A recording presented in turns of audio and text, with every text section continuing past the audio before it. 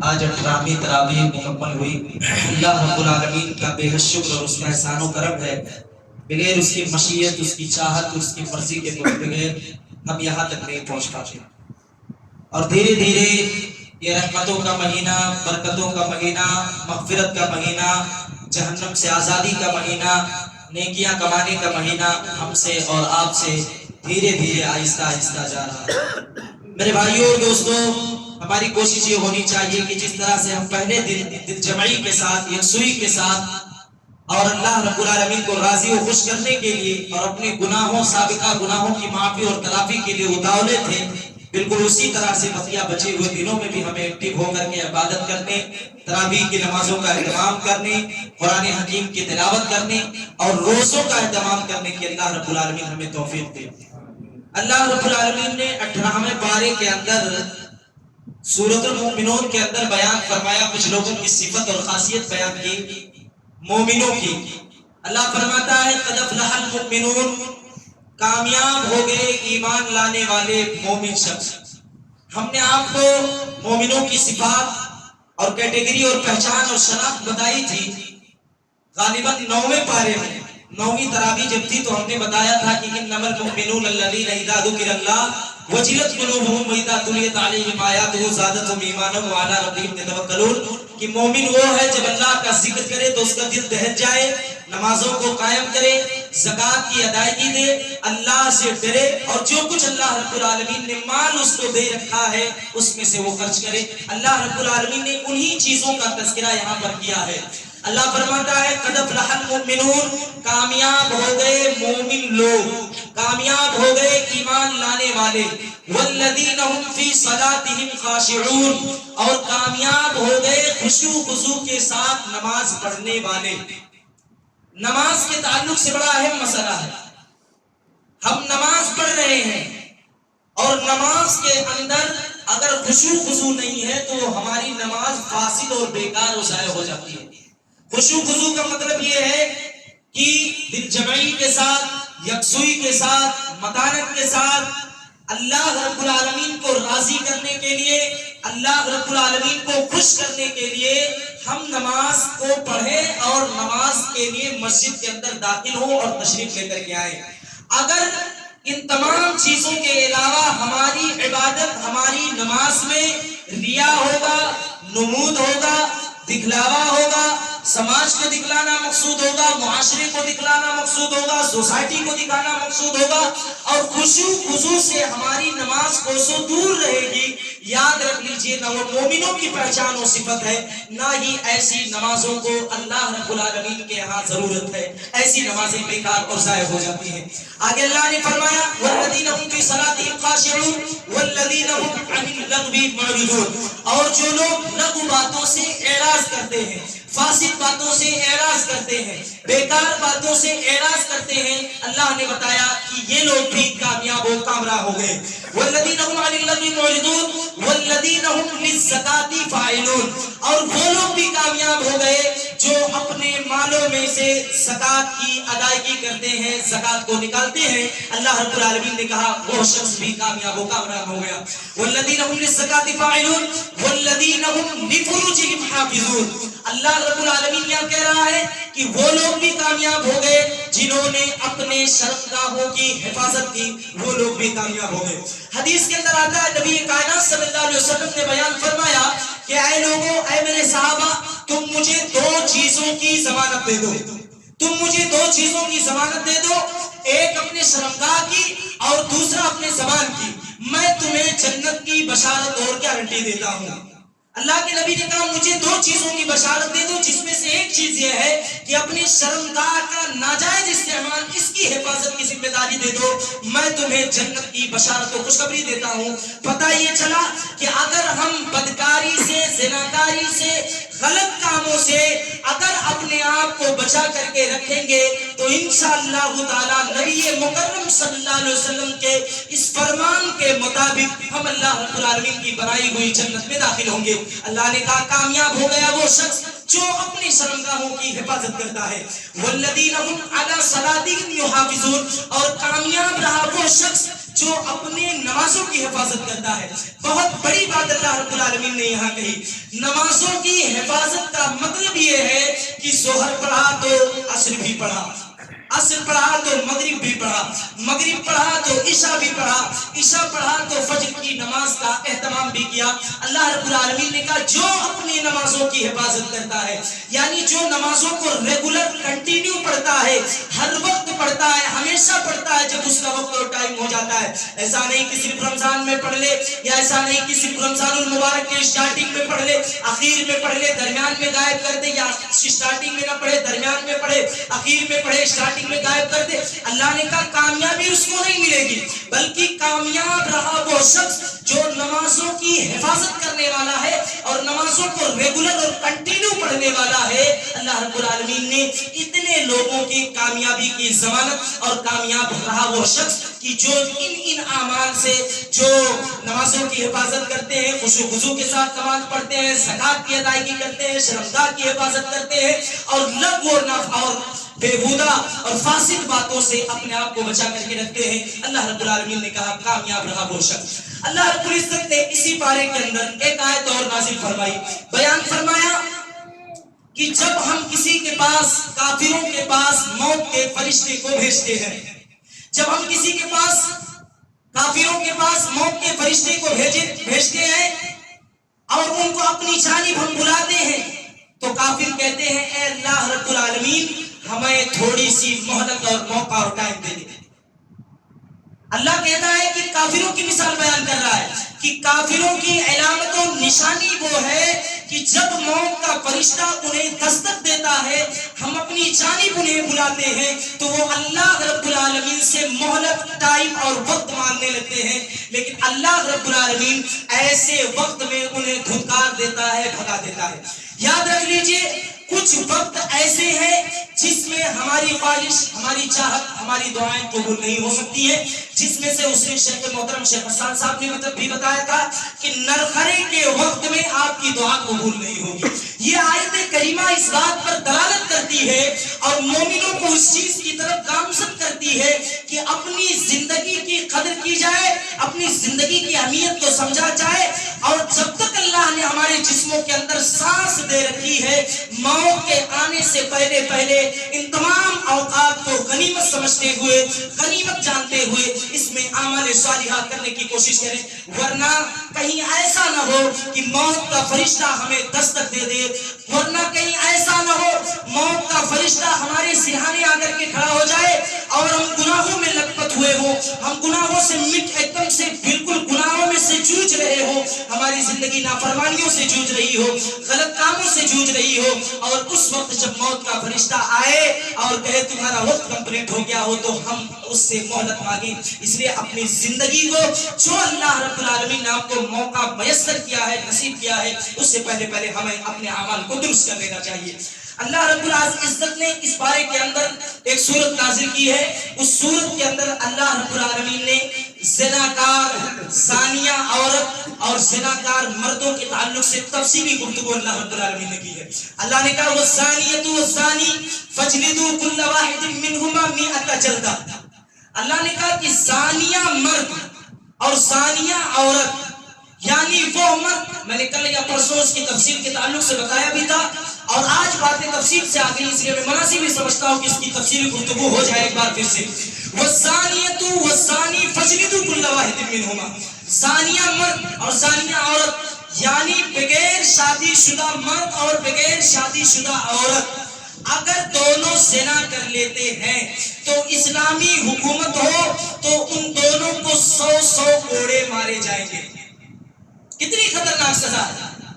زناکار مرد اور زناکار عورت اگر زنا کر لے تو اسلام نے اس کو کہا کہ بھری سبھا و بھری مجلس و محفل میں لے جا کر کے اس کو 100 کوڑے مارے جائیں.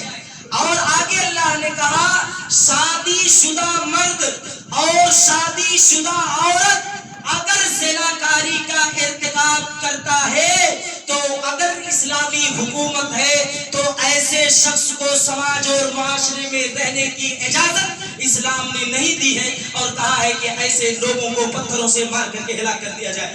میں دو واقعات آپ کے سامنے ذکر کرتا ہوں.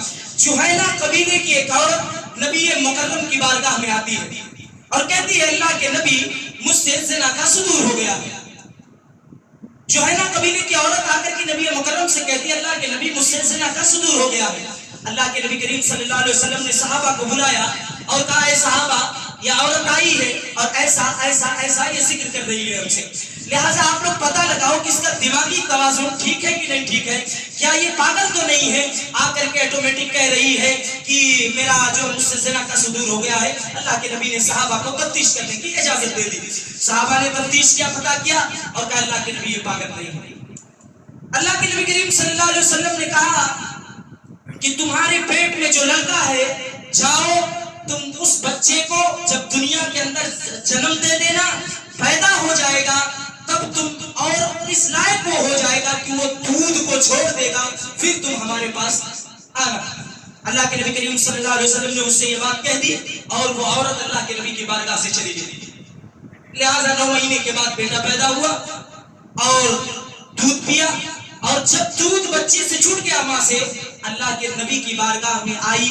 अल्लाह के नबी करीम सल्लल्लाहु अलैहि वसल्लम ने उसको रज्म करने की सजा नाफिज कर दी और ऐलान जारी कर दिया कि ऐसी औरत को, इस औरत को सारे लोग मिलकर के पत्थरों से मार करके इसको रज्म कर दिया जाए, हलाक कर दिया जाए। फिर अल्लाह के नबी करीम सल्लल्लाहु अलैहि वसल्लम ने उसी कबीले के एक मर्द वो आया कहा अल्लाह के नबी मुझसे ज़िना का सुदूर हो गया है।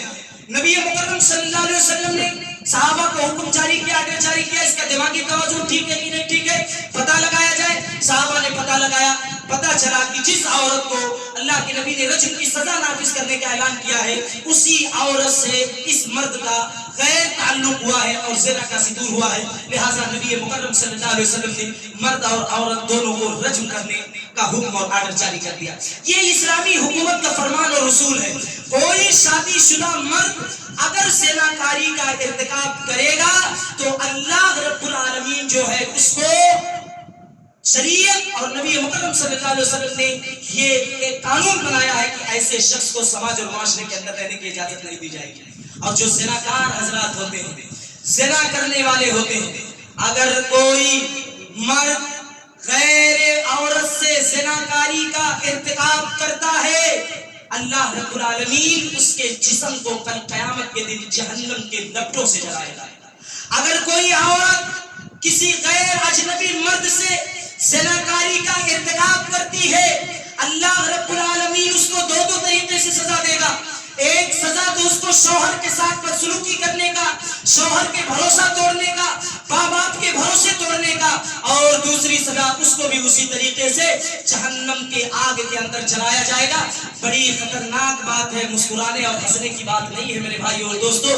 ऐसे लोगों को समाज में रहने की इजाजत और अथॉरिटी ही नहीं होगी अगर इस्लामी हुकूमत आ जाएगा।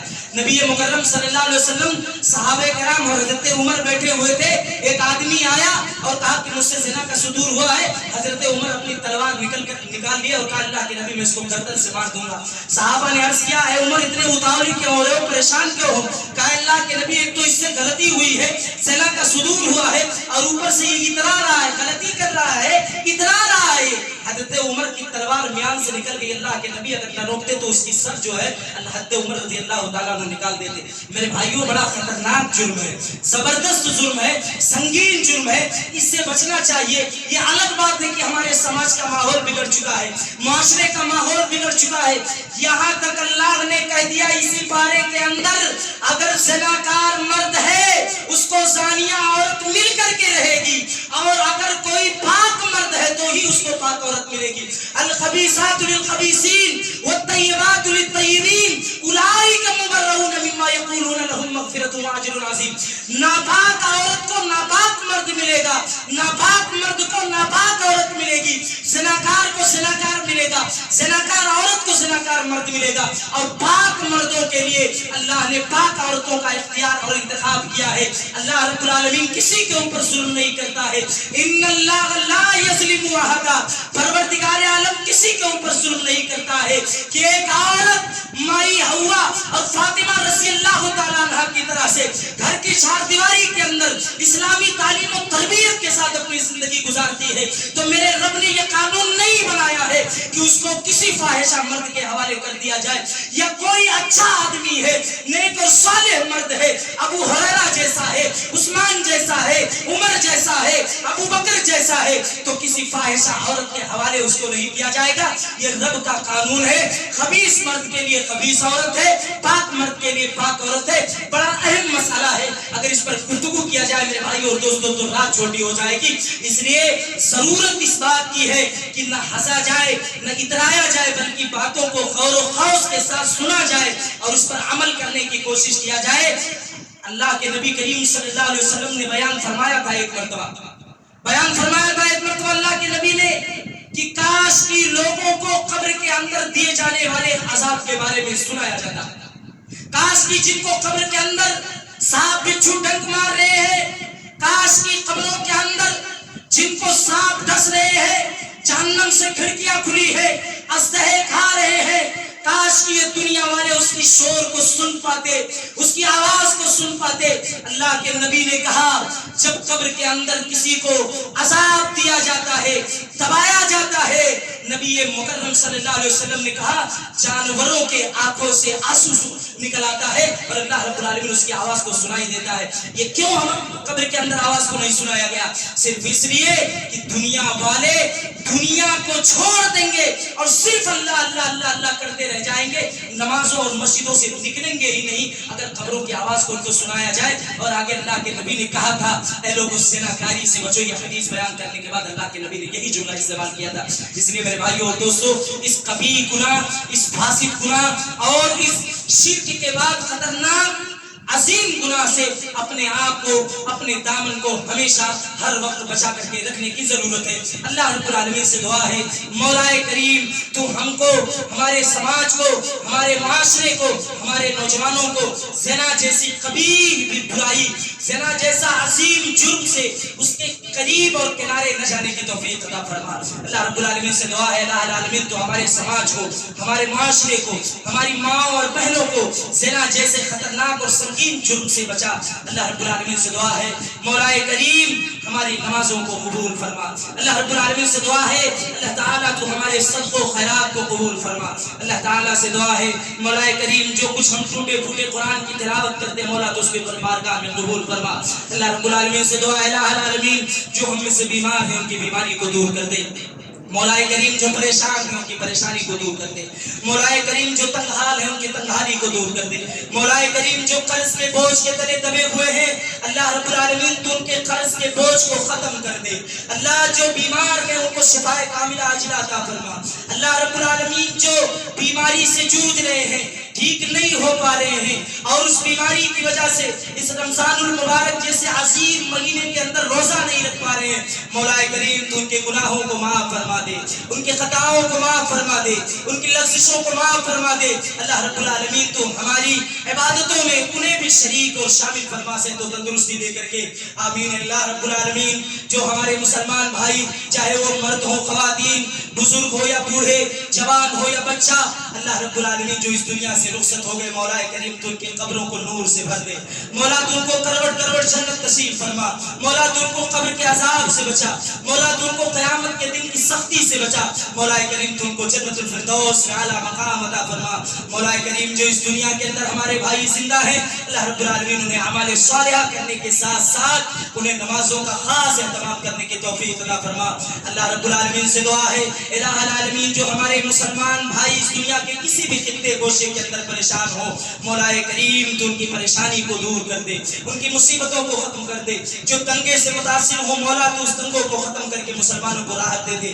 مولا کریم رمضان المبارک کا مہینہ چل رہا ہے، جو کچھ بھی ہمارے مسلمان بھائی اس دنیا کے کسی خطے کسی گوشے کے اندر پریشان ہو مولا کریم ان کی پریشانی کو دور کر کے انہیں رمضان المبارک میں عبادت کرنے کی توفیق عطا فرما۔ مولا کریم جو ہمارے مسلمان بھائی اس دنیا کے اندر زندہ ہیں، قائم و دائم ہیں، ہماری مائیں اور بہنیں زندہ ہیں انہیں ایمان پر چلا، اسلام پر چلا، دین پر چلا، خاتمہ بالخیر ہو تو ایمان پر ہو.